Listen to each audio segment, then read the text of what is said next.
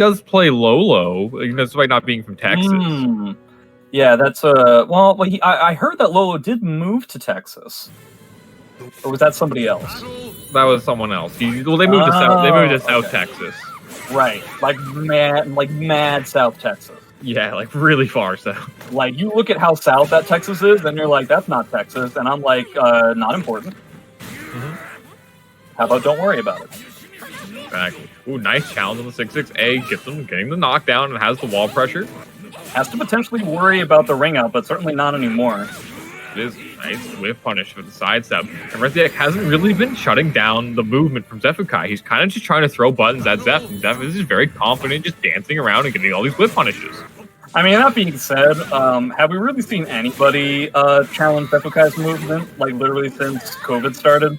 It can be very difficult, but you have to be, that's like one thing, you have to start shutting down these options from Zeph. Yeah, you have to kind of assume that if Zeph is going to... Okay, so Zeph, when he puts himself at a small amount of disadvantage, when he like runs up to you and does something on block, right?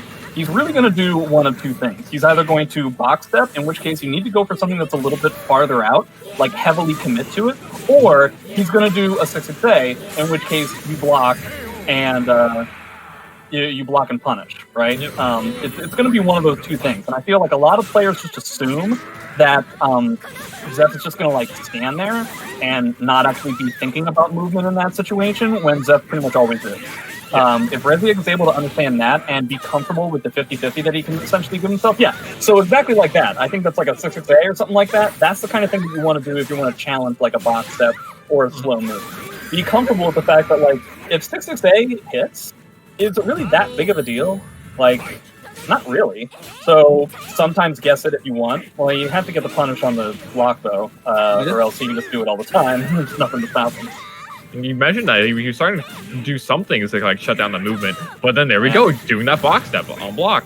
Yeah, he needs to broaden. He needs to make his Yoshi needs to make his limbs longer for some of this stuff. Like it's just not necessarily working. The reverse ledge able to actually hit in between the string there. Yeah, that was weird. Hit. Is that really the best you get?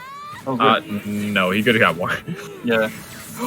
Oh, he still got the soul attack off. That sucks.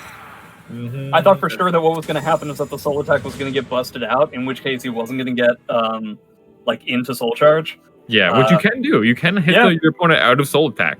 It's easier against some characters than others, but yeah. Welcome to the stage of history retold. It's really like the only weakness to soul attack for characters that have good soul attacks, right? Yeah, there's like a there is like a list of like soul attacks that like are better than others. Like some of them have like Sophitia's have amazing properties on hit, especially even in combos where she gets a knockdown into it.